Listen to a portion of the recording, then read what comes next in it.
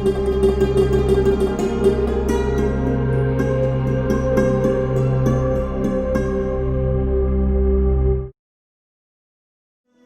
صدی کا جب آغاز ہوا تو دنیا میں مجموعی طور پر امت مسلمہ ایک نازک دور سے گزر رہی تھی۔ اسی اثناء میں دنیا کے نقشے پر ایک نئی سلطنت ابھرنا شروع ہوئی۔ چنگیز خان کی قیادت میں منگولیا سے تعلق رکھنے والی ایک خونخوار فوج نے جب اپنی سلطنت کی توسیع کے لیے دوسرے علاقوں پر جلغار کی تو وہ ایک طرف مشرقی یورپ سے بڑھتے ہوئے وسطی یورپ تک پہنچے تو دوسری طرف سائبیریا، برِ صغیر، چین اور خطہ فارس تک اپنی طاقت کا لوہا منوانے میں جلد کامیاب ہوئے۔ منگول فوجوں نے ظلم اور بربریت کی جو داستانیں رقم کی وہ رہتی دنیا تک اپنی مثال آپ ہیں۔ منگولوں کے مظالم کے آگے دنیا کی تمام بڑی سلطنتیں دم توڑ رہی تھیں۔ دوسری طرف سلطنت خوارزم نے خراسان، ایران، شام اور عراق میں آل سلجوق کے بیشتر مقبوضات کو فتح کر لیا تھا۔ اس وقت ان کی قوت اوج شباب پر تھی۔ چنگیز خانی طوفان نے اپنی تمام ہولناکیوں کے ساتھ سلطنت خوارزم کا رخ کیا اور اس کو پاش پاش کر ڈالا۔ اس سلطنت کی تباہی کے بعد وہاں پر موجود ترک قبیلے کسی محفوظ جگہ کی تلاش میں ہجرت کرنے لگے۔ ان میں زیادہ تر قبیلے چرواہے اور خانہ بدوش تھے۔ جہاں سرسبز علاقہ اور پانی نظر آیا وہیں خیمہ گاڑ کر ڈیرا ڈال لیا۔ ان ترک قبیلوں میں سے بعض ایران اور شام پہنچے جبکہ کچھ نے مصر کی جانب ہجرت کی۔ ان ترک قبیلوں میں سے ایک قبیلے کا نام کائی قبیلہ تھا۔ کائی قبیلہ باقی قبیلوں سے کچھ بڑا اور طاقتور تھا۔ یہ نہایت جنگجو قبیلہ تھا۔ اس قبیلے کے سردار سلیمان شاہ تھے۔ کائی قبیلہ سلیمان شاہ کی سربراہی میں اپنے وطن خراسان کو چھوڑ کر مختلف ملکوں میں گھومتا ہوا شام کی طرف جا رہا تھا۔ اسی اثناء میں دریائے فرات عبور کرتے ہوئے سردار سلیمان شاہ ڈوب گئے اور جاں بحر نہ ہو سکے۔ سلیمان شاہ کے 4 بیٹے تھے: سنگر تکین، گندوغدو، ارطغرل اور دوندار۔ سلیمان شاہ کی وفات کے بعد کائی قبیلہ منتشر ہو گیا۔ سنگر تکین اور گندوغدو اپنے اہل خانہ اور بہت سے ساتھیوں کے ہمراہ اہلت چلے گئے۔ جو لوگ بچ گئے انہوں نے ارطغرل غازی کو اپنی شجاعت اور بہادری کی وجہ سے کائی قبیلے کا سردار چن لیا۔ ارطغرل غازی نہایت بہادر، نڈر اور جنگجو شخصیت کے حامل تھے۔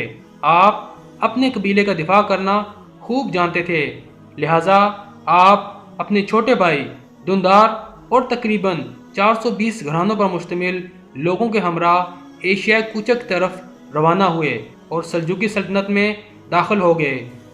سلجوقی سلطنت کے اس وقت کے حکمران سلطان علاؤ الدین کیقوباد اول تھے، جو اپنے عدل و انصاف کی وجہ سے بہت شہرت رکھتے تھے۔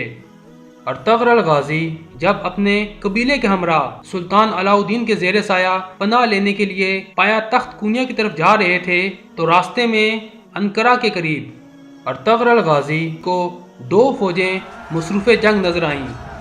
ارطغرل غازی کسی فریق سے واقف نہ تھے، لیکن یہ دیکھ کر کہ ان میں سے ایک تعداد کے لحاظ سے کمزور اور دوسرا قوی ہے، اپنے سواروں کے مختصر دستہ کے ساتھ جن کی مجموعی تعداد صرف 444 تھی، کمزور فریق کی حمایت کے لیے بڑھے اور اپنے ان تھوڑے سپاہیوں کے ساتھ مخالف فوج پر اچانک اور بہت تیز حملہ کر دیا۔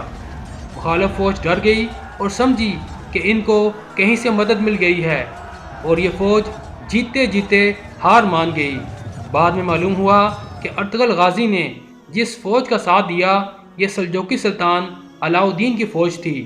مخالف فوج کے بارے میں اختلاف پایا جاتا ہے، بعض کے نزدیک وہ بازنطینی عیسائی فوج تھی اور اکثر کے مطابق وہ تاتاری تھے۔ سلطان علاؤ الدین ارطغرل غازی کی بہادری سے بہت خوش ہوئے اور آپ کے قبیلے کو اپنی سلطنت میں انقرہ کے قریب گراجہ داغ کا علاقہ دیا۔ یہ ایک پہاڑی علاقہ تھا۔ کائی قبیلہ یہیں آباد ہو گیا۔ یہ کہا جاتا ہے کہ سلطان علاؤ الدین نے یہ علاقہ اس لیے کائی قبیلہ کو دیا تھا تاکہ بازنطینوں کی طرف سے کسی بھی حملہ سے بچا جا سکے اور سلجوقی سلطنت کی سرحد اس طرف سے محفوظ ہو جائے۔ سلطان نے ان کو اجازت دی کہ سرحد کے ساتھ ساتھ علاقوں کو فتح کریں اور ان کو سلطنت میں شامل کریں۔ یہ علاقہ بازنطینی حصہ سلطنت کے بالکل ساتھ جڑا ہوا تھا۔ ارطغرل غازی نے کچھ ہی عرصہ میں اپنی شجاعت اور بہادری کا سکہ بٹھا دیا۔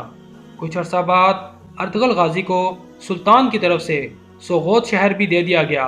ان فتوحات کا نتیجہ یہ ہوا کہ باقی بہت سے ترک قبائل بھی ارطغرل غازی کے ساتھ مل گئے اور انہیں اپنا سردار تسلیم کر لیا۔ اس طرح ارطغرل غازی کی قوت روز بروز بڑھتی گئی اور ان کا اقتدار گرد و پیش کے علاقوں میں قائم ہونے لگا۔ سلطان علاء الدین کے لیے ایک جاگیردار کا اس طرح قوت اور اقتدار حاصل کر لینا تشویش کا باعث ہوتا، لیکن ایشیائے کوچک میں دولت سلجوقیہ اندرونی اختلال والامراء کی بغاوتوں کے سبب زوال کی آخری منزل میں تھی۔ اگرچہ کونیا میں سلاجقہ روم کی قدیم شان و شوکت اب بھی نمایاں تھی، تاہم حکومت کا دائرہ بہت محدود رہ گیا تھا۔ ایک طرف تاتاریوں نے کئی علاقوں پر قبضہ کر لیا تھا تو دوسری طرف عیسائیوں نے قدیم بازنطینی صوبوں کے اکثر حصے واپس لے لیے تھے۔ اس کے علاوہ متعدد سلجوقی سرداروں نے خود مختار حکومتیں قائم کر لی تھیں۔ سرحدی علاقوں میں جنگ کا سلسلہ عموماً جاری رہتا تھا اور تاتاری حملوں کا خطرہ کبھی دور نہیں ہوتا تھا۔ ایسی حالت میں ارطغرل جیسے دلیر سردار اور نائب کی فتوحات سے علاء الدین کو بجائے تشویش کے ایک گونا اطمینان نصیب ہوا اور اس نے ارطغرل غازی کو مزید انعامات عطا کیے۔ چنانچہ جب جنیشہر اور بروسا کے درمیان ایک جنگ میں ارطغرل غازی نے سلطان علاء الدین کے نائب کی حیثیت سے تاتاریوں اور بازنطینیوں کی ایک متحدہ فوج کو شکست دی تو سلطان نے اس کا صلہ میں اس کے شہر کو بھی ارطغرل غازی کی جاگیر میں دے دیا اور پوری جاگیر کا نام سلطانونی رکھا۔ نیز ارطغرل غازی کو اپنے ہراول دستے کا سپہ سالار مقرر کیا۔ اس وسیع علاقے میں بکثرت چراگاہوں اور زرخیز زمینوں کے علاوہ متعدد قلعے بھی تھے، لیکن سلطانونی کے اکثر حصوں پر خود سر امیروں کا قبضہ تھا اور اس جاگیر پر اپنا تسلط قائم کرنے کے لیے ارطغرل غازی اور ان کے بعد ان کے بیٹے عثمان غازی کو مدتوں جنگ کرنی پڑی۔ 1281 اور بعض کے نزدیک 1288 میں ارطغرل غازی نے 90 سال کی عمر میں انتقال کیا۔ ارطغرل غازی کی زوجہ حلیمہ خاتون سلجوقی شہزادے غیاث الدین مسعود ثانی کی بیٹی تھیں۔ حلیمہ خاتون کے بطن سے ارطغرل غازی کے 3 بیٹے گندوس، سافجے اور عثمان پیدا ہوئے۔ ارطغرل غازی کی وفات کے بعد آپ کے جانشین آپ کے سب سے چھوٹے بیٹے عثمان غازی تھے۔ عثمان غازی بھی اپنے والد کی طرح پکے مسلمان، بہادر اور حوصلہ مند تھے۔ انہوں نے بھی فتوحات کا سلسلہ جاری رکھا۔ 1299 میں سلجوقی سلطنت بالکل ختم ہو گئی۔ عثمان غازی نے اپنی تمام مفتوح علاقوں میں اپنی خود مختار حکومت کا اعلان کر دیا۔ یوں سلجوقی سلطنت سے علیحدہ عثمانی سلطنت قائم ہوئی اور دنیا کے نقشے پر عثمانی سلطنت کا سورج طلوع ہوا، جو تقریباً 650 سال تک چمکتا رہا اور جس کی وسعت 3 براعظموں میں 2 کروڑ کلومیٹر تک پہنچی۔ اس عظیم سلطنت کے ہر ایک سلطان کی لازوال داستان تاریخی حقائق کے ساتھ اگر آپ جاننا چاہتے ہیں تو ہمارے چینل اسلامی اقدار میں موجود معلوماتی ویڈیو سے مستفید ہو سکتے ہیں۔ ارطغرل غازی کو سوغوت میں دفن کیا گیا۔ آپ کے بیٹے عثمان غازی نے وہاں ایک مسجد بھی تعمیر کروائی۔ ارطغرل غازی کا موجودہ مقبرہ سلطان عبدالحمید ثانی کے دور میں دوبارہ تعمیر کیا گیا۔ 1998 میں ترکمانستان کے دارالحکومت اشک آباد میں آپ کے اعزاز میں ارطغرل غازی مسجد تعمیر کی گئی۔